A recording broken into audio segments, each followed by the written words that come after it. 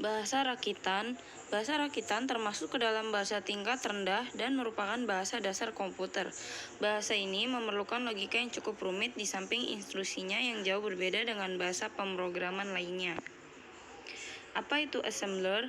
Assembler adalah program sistem yang mentranslasikan kode sumber dalam bahasa rakitan ke bahasa mesin. File object berisi instruksi mesin. File listening berisi record dari proses translasi. Mengapa harus belajar bahasa rakitan? Berikut beberapa hal yang didapat dalam belajar bahasa rakitan.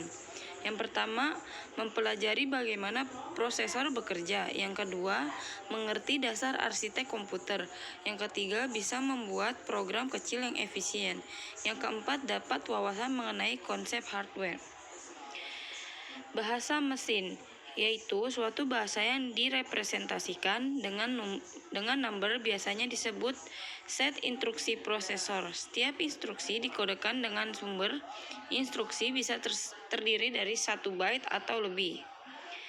Adapun perbedaan bahasa rakitan dan bahasa mesin. Bahasa rakitan menggunakan instruksi yang simbolik untuk mempresentasikan data mentah, sedangkan bahasa mesin menulis jumlah baris yang mempresentasikan byte instruksi dan akan dieksekusi selanjutnya. Jenis-jenis bilangan pada bahasa rakitan. Yang pertama ada biner.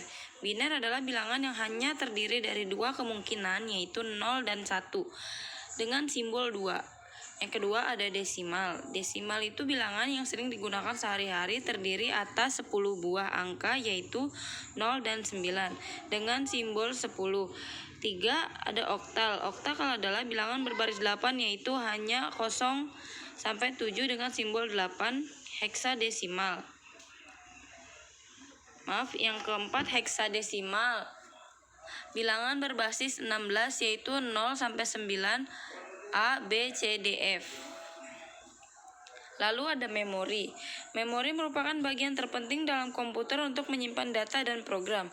Dalam mikroprosesor 8088 terdapat 16 saluran alamat dan 8 saluran data secara multiplex. Saluran alamat lainnya yang tersedia ada 4, khusus untuk menunjuk segmen memori, di mana setiap segmen menjangkau memori sebesar 64 KB. Mikroprosesor adalah yang sering disebut dengan prosesor ini berfungsi untuk menangani keseluruhan dari kerja komputer. Berikut ada interrupt atau interupsi. Interupsi adalah proses dalam komputer untuk meminta dilayani oleh mikroprosesor sesuai dengan tingkat prioritasnya yang telah diatur sedemikian rupa oleh sistem hardware komputer.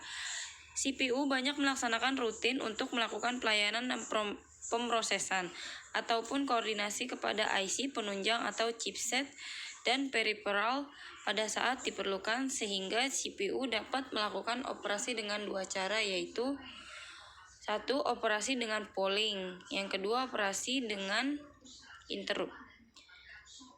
Lalu ada register. Apa itu register? Register adalah sesuatu yang tidak dapat dilepaskan dari mikroprosesor, karena pada mikroprosesor terdapat register yang berfungsi untuk menyimpan sementara hasil dari tahapan operasi aritmetika dan logika pada mikroprosesor.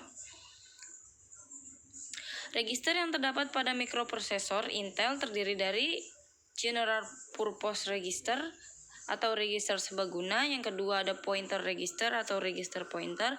Yang ketiga ada Index Register atau register index. Yang keempat ada Segment Register atau register segmen. Yang kelima ada Flag Register atau register status. Semua register di atasnya lebarnya adalah 32 bit, kecuali register segmen hanya 16 bit.